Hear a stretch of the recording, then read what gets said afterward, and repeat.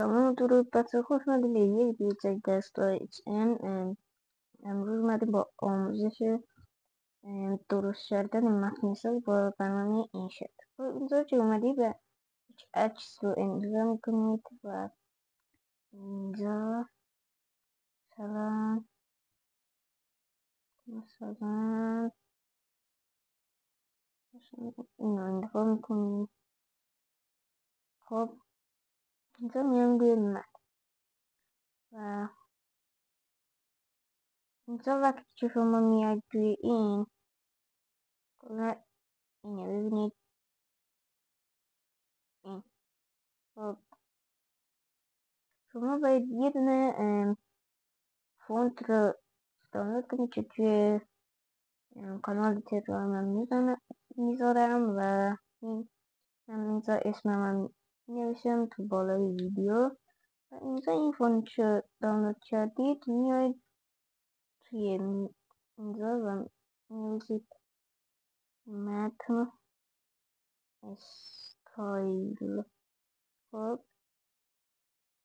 اینجا بعد میاد اینو متن رو سیاه میکنید، حاشیه 66 درجه میکنید،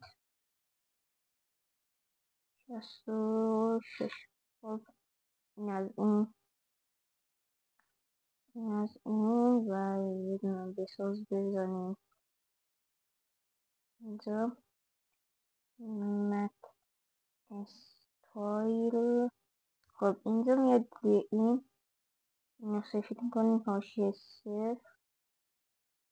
به متن یه رنگ مثلا زرد اضافه میکنیم، میام روی سایه و اینجا مثلا این نارنجی رو اینطور میکنیم، اینو اینجا پوینتر میذاریم، اینو 0، اینو پررنگش میکنیم. اینجوری که شد تنظیمش میکنیم که قشنگ بیفته. اینجوری مثلا ببینید متن استایل، این متن استایل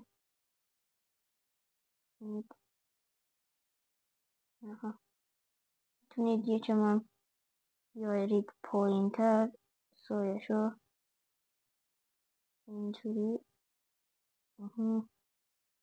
اینجوری متن استایل رو بتونه بسازه. متن استایل ساز اینجوری میتونید متن استایل خودتون رو بسازید به راحتی. اگه از این ویدیو خوشتون حتما چنل من سابسکرایب و زنگوله کنار بزنید، لایک هم کنید و خداحافظ.